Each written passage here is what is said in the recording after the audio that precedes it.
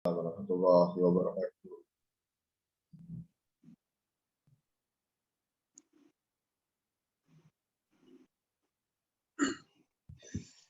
Yang saya hormati kepada Ibu dosen mata kuliah, Ibu Tiara, dan teman-teman yang saya banggakan. Mari kita panjatkan puji syukur atas kehadirat Allah Subhanahu wa Ta'ala, atas segala kebaikan dan nikmatnya, sehingga kita bisa berkumpul dalam perkuliahan online kali ini. Salawat serta salam semoga tercurahkan pada junjungan alam yakni Nabi Muhammad SAW. Semoga kita selaku umatnya mendapat syafaat yaumil akhir kelak. Ya.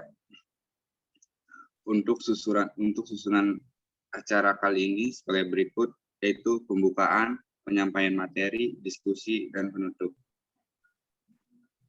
Sebelum kita memulai untuk presentasi, saya ingin memperkenalkan diri saya. Perkenalkan, nama saya Muhammad Ismail, serta perwakilan dari kelompok saya, yaitu ada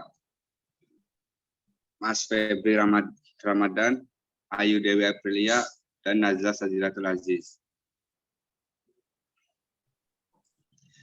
Yang akan menjadi moderator yaitu saya dalam presentasi pagi hari ini. Dapat disampaikan kali ini kami akan mempresentasikan hasil kerja kelompok kami mengenai materi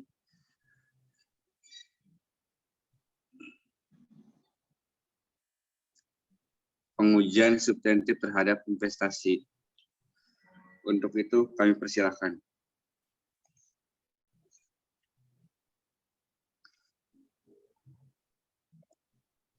Oke, terdengar ya suaranya? Ya, Mas. Ini kebetulan saya untuk pagi hari ini mengisi materi yang bagian awal. Pertama kita bahas dulu ya mengenai deskripsi investasi. Sebelum kita bahas tujuan dan apa maksud dari pengujian substantif terhadap investasi, kita harus tahu dulu deh investasi itu apa sih. Ya, investasi itu merupakan penanaman uang di luar perusahaan ya, yang dapat berupa surat berharga atau aktiva lain yang tidak digunakan secara langsung dalam kegiatan produktif perusahaan. Jadi sebenarnya sih kalau diluaskan investasi bisa dilakukan oleh siapapun ya, tidak hanya berupa badan usaha, PT, CV, atau firma dan lain sebagainya, nggak harus di situ. Itu sebenarnya kalau kita artikan lebih luas, bahwa investasi dapat dilakukan oleh siapapun, baik orang maupun lembaga. Apa sih yang diinvestasikan? Sebenarnya selalu menjadi pertanyaannya. Kalau merujuk dari deskripsi yang kali ini kita kelompok 3 sampaikan, bahwa investasi itu berupa surat berharga atau aktiva lain yang tidak digunakan secara langsung dalam kegiatan produktif usaha. Lalu ada siklus investasi ya, itu merupakan suatu entitas atau perusahaan berisi kegiatan-kegiatan yang berkaitan dengan kepemilikan surat berharga yang dikeluarkan perusahaan lain. Jadi kita bisa istilahnya apa ya, membeli surat berharga perusahaan lain. Jadi kita beli surat berharganya untuk kita investasikan. Apa sih untungnya kan gitu pertanyaannya. Keuntungan dari investasi ini tentunya bisa ada sharing profit ya. Dari sharing profit tersebut kita bisa mendapat passive income dalam kurun waktu tertentu. Lalu ketika kita bahas mengenai investasi, tentunya coba Mbak Ayu bisa di slide kedua. Sorry.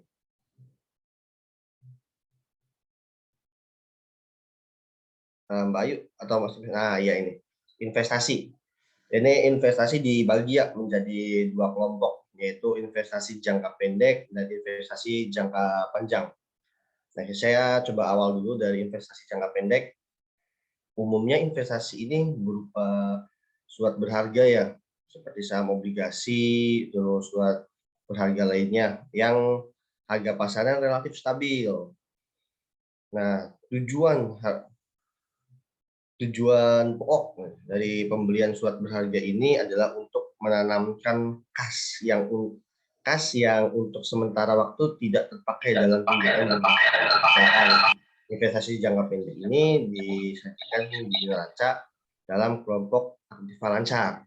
Nah, kenapa demikian? Jadi gini, mengenai investasi jangka pendek ya, biasanya anggaplah kelompok 3 ini suatu perusahaan yang nah di perusahaan kami ini kebetulan karena usahanya lagi lancar, bagus, jadi aset lancar kita itu numpuk banyak. Nah, atas penumpukan ini kita ambil keputusan direksi itu. Sebagian untuk dikembangkan dalam usaha kita sendiri, sebagian lain diinvestasikan. Untuk sebabnya kenapa adanya di posisi aset lancar untuk investasi jangka pendek. Karena jika kita butuh, kita untuk meliquidkannya itu cepat. Jadi seperti kas atau piutang lah modelnya. Itu sebabnya kenapa investasi jangka pendek ini ada di kelompok aset lancar. Lalu next yang kedua, ada investasi jangka panjang. Investasi ini disajikan dalam kelompok aktiva tidak lancar. Dalam kelompok tersendiri ya, investasi jangka panjang dapat berupa surat berharga seperti saham, obligasi, piutang hipotek, wesel, piutang, dan lain-lain. Dan ada juga persektor kepada perusahaan afiliasi data khusus seperti sinking pound, data perusahaan, dan aktiva tetap yang tidak digunakan secara langsung dalam kegiatan perusahaan seperti tanah untuk eksplorasi pabrik. Nah, dari ini sebenarnya sih yang membedakan antara investasi jangka panjang maupun jangka pendek itu tentu adalah waktu dan posisi ya. Cenderung posisi kalau investasi jangka panjang ada di aset tetap yang mana peruntukannya itu bisa berkaitan langsung dan tidak langsung oleh tempat di mana kita menginvestasikan harta kita. Nah, lalu itu semua memiliki tujuan tentunya saat kita melakukan investasi, tujuan. Nah, yang kita uji adalah tujuan pengujian substantif terhadap investasi. Apa sih tujuan pengujian substantifnya terhadap investasi ini? Tentunya saat kita melakukan investasi, kita nggak mau konyol dong. Kita melakukan investasi, tapi nggak ada passive income yang kita dapatkan. Oleh karena itu, kita perlu tahu nih, pengujian substantif terhadap investasi itu apa. Jadi, merujuk pada pengujian substantif ini merupakan pengujian yang kita lakukan dengan apa ya, istilahnya mengetahui berapa sih nilaian investasi kita, apakah berhasil atau enggak. Nah, tujuan pengujian substantif ini terhadap investasi itu dibagi menjadi 6. Yang pertama itu untuk memperoleh keyakinan tentang keadaan catatan akuntansi yang bersangkutan dengan investasi. Terus yang kedua, membuktikan bahwa saldo investasi mencerminkan kepentingan klien yang ada pada tanggal neraca dan mencerminkan keterjadian transaksi yang berkaitan dengan investasi selama tahun audit. Lalu untuk membuktikan kelengkapan transaksi yang dicatat selama tahun yang audit dan kelengkapan saldo investasi yang disajikan di neraca. Yang keempat, membuktikan bahwa saldo investasi yang dicantumkan di neraca merupakan milik klien. Yang kelima, membuktikan kewajaran penilaian investasi yang dicantumkan di neraca. Yang keenam, membuktikan kewajaran penyajian dan pengungkapan investasi di neraca. Kalau kita simak dari keenam tujuan ini semua hampir merujuk pada cerminan laporan keuangan ya. Nah, demikian karena dipastikan 100% namanya investor itu akan melihat performan dari laporan keuangan yang kita miliki. Contoh kita dari kelompok 3 ingin melakukan investasi di kelompok B misalkan. Nah, kita pasti minta dong laporan keuangan kelompok B minimalnya mungkin bisa 3 tahun terakhir untuk melihat laporan keuangan yang bisa kita lihat seperti arus kas. Nah, kita harus tahu dulu dong arus kasnya lancar atau enggak, karena itu berkaitan langsung dengan pembiayaan.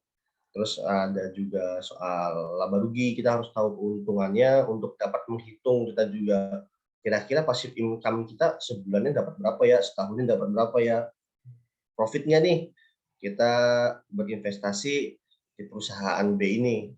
Nah, terus mungkin kita harus lihat neraca untuk melihat kesehatan dari perusahaan itu sendiri. Jadi kita harus cek nih, kita juga nggak mau dong kalau kita berinvestasi, oke perusahaannya untung, tapi tidak sehat. Untung kan nggak berarti sehat. Nah itu dia, kita harus lihat neracanya. Perlu nggak sih kita itu berinvestasi di perusahaan yang untung tapi tidak sehat? Menguntungkan atau tidak gitu. Nah tujuan pengujian substantif terhadap investasi ini adalah untuk melihat itu semua, mampu nggak sih perusahaan ini memberikan passive income seperti yang tertulis di kontrak, misalkan kita berinvestasi dan berkontrak gitu. Nah, dari tujuan tersebut, ada program-program yang perlu dilakukan untuk pengujian substantif terhadap investasi. Nah, program-program inilah yang kita harus tempuh untuk mendapat suatu keyakinan bahwa investasi yang kita lakukan itu memiliki keuntungan yang baik. Nah, program pengujiannya ini yang pertama adalah prosedur audit awal. Jadi prosedur audit awal semuanya harus kita lakukan demi apa ya, istilahnya itu tertata bahwa laporan keuangannya itu sesuai PSAK. Terus ada prosedur analitik, pengujian terhadap transaksi rinci, pengujian terhadap akun-akun rinci, dan verifikasi penyajian dan pengungkapan. Jadi semua laporan keuangan yang disajikan kita sebagai calon investor, kita harus buktikan bahwa transaksi-transaksi tersebut merupakan transaksi yang nyata, bukan laporan keuangan yang dibuat agar terlihat baik. Tentunya kita sebagai investor harus lebih kritis ya melihat hal ini. Kita perlu uji, contoh misalkan mereka menyampaikan nilai saldo dari arus kas, arus uang lah bahasanya, arus uang dari kas dan rekening contoh. Ya kita harus uji dong, bener enggak sih arus kas tersebut, arus uang tersebut sesuai dengan yang sebenarnya terjadi. Kita bisa lihat, mungkin bisa kita lihat rekening korannya, saldo per 31 Desember sesuai atau belum. Lalu kita lihat dong perihal piutangnya. Kita perlu uji piutang itu dengan melakukan konfirmasi dari setiap akun piutang yang mereka sajikan. Lalu kita bisa melakukan prosedur lainnya, kita juga uji-uji mengenai laba ditahan apakah betul, soal aset apakah betul asetnya ada. Nah, mungkin dari saya cukup sampai program pengujian substantif terhadap investasi. Untuk materi selanjutnya yaitu prosedur awal audit akan disampaikan oleh kawan saya. Mangga dilanjut Mbak Ayu. Oke, di sini saya akan menjelaskan lebih rinci ya tentang prosedur awal audit.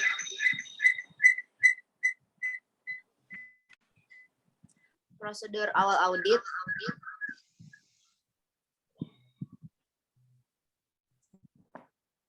dilakukan prosedur audit awal atas saldo akun investasi yang akan diuji lebih lanjut.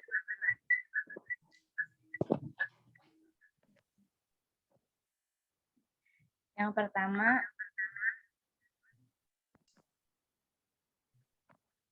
unsur saldo investasi yang tercantum di neraca ke saldo akun investasi yang bersangkutan dalam buku besar. Yang kedua, hitung kembali saldo akun investasi di dalam buku besar.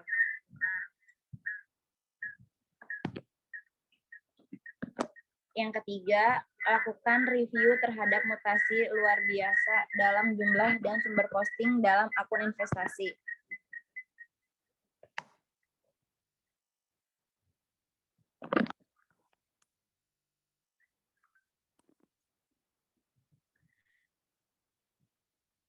Yang keempat, usul saldo awal investasi ke kertas kerja tahun yang lalu.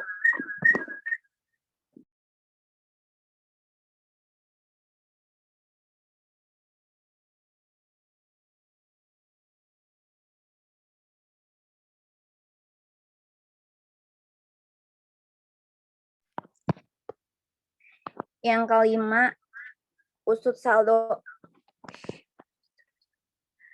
kelima, usut posting pengkreditan dan pendebitan akun investasi ke dalam jurnal yang bersangkutan. Yang keenam, melakukan rekonsiliasi akun kontrol investasi dalam buku besar ke buku pembantu investasi.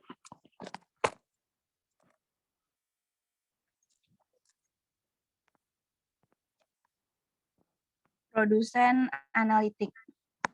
Pada tahap awal pengujian substantif terhadap investasi, pengujian analitik dimaksud untuk membantu auditor dalam memahami bisnis klien dan dalam menemukan bidang yang memerlukan audit lebih intensif. Untuk itu, auditor melakukan perhitungan berbagai rasio berikut ini. Yang pertama, rasio investasi sementara dengan aktiva lancar. Investasi sementara dibagi total aktiva lancar. Yang kedua, rasio investasi jangka panjang dengan investasi lancar, yaitu dihitung dengan investasi jangka panjang dibagi total investasi aktiva lancar.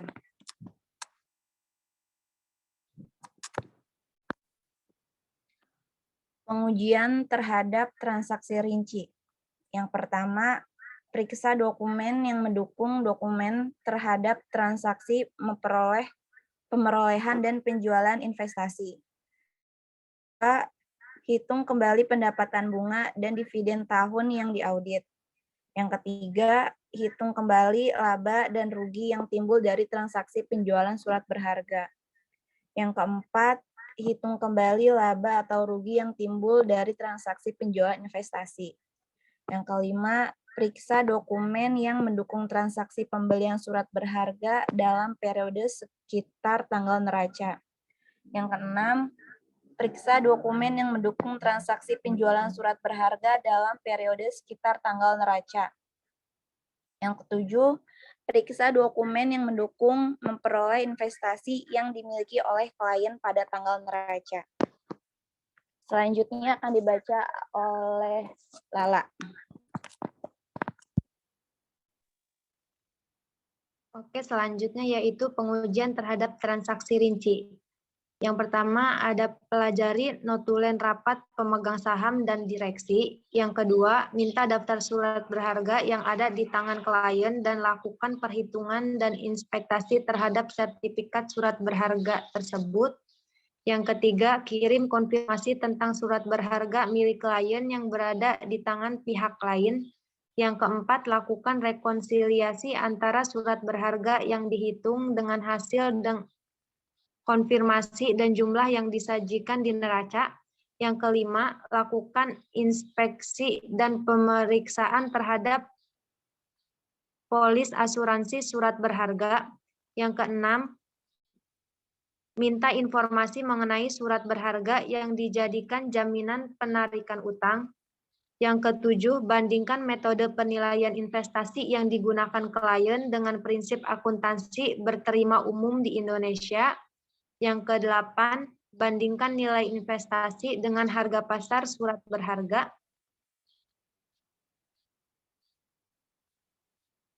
Selanjutnya yaitu pengujian terhadap akun rinci.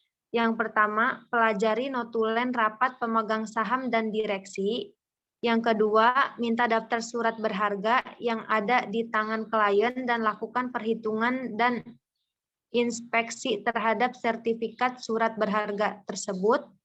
Yang ketiga, kirim informasi tentang surat berharga milik klien yang berada di tangan pihak lain.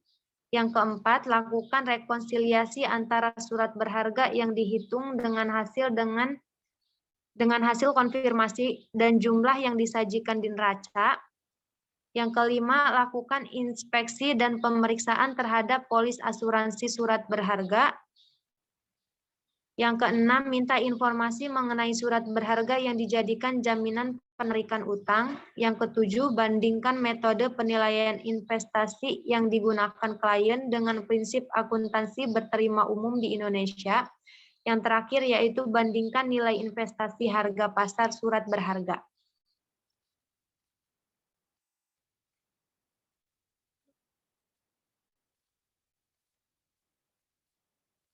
Selanjutnya yaitu verifikasi penyajian dan pengungkapan. Yang pertama yaitu periksa klasifikasi surat berharga sebagai investasi sementara dan investasi jangka panjang. Yang kedua, periksa investasi jangka panjang mengenai kemungkinan sebagai alat pengendalian perusahaan lain. Next.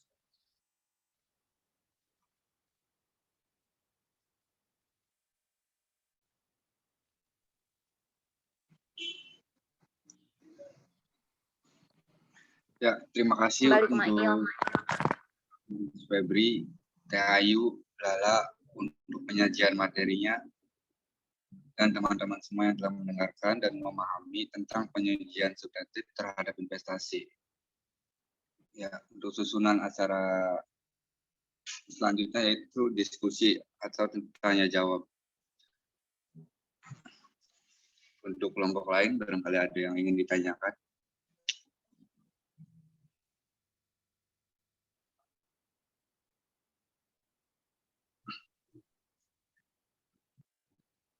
Dari materi beserta contoh kasus yang telah dibahas dapat disimpulkan bahwa dalam melakukan prosedur pengujian substantif terhadap investasi itu terdapat beberapa langkah. Nah, sehingga kita dalam melakukan harus memperhatikan sesuai langkah-langkah seperti apa yang telah dijelaskan pada kesempatan kali ini. Mematuhi setiap langkah-langkah yang telah ditetapkan merupakan suatu keharusan yang harus ditepati agar menghasilkan suatu hasil pengujian yang akurat terhadap pengujian substantif terhadap investasi. Mungkin itu saja dari kelompok kami.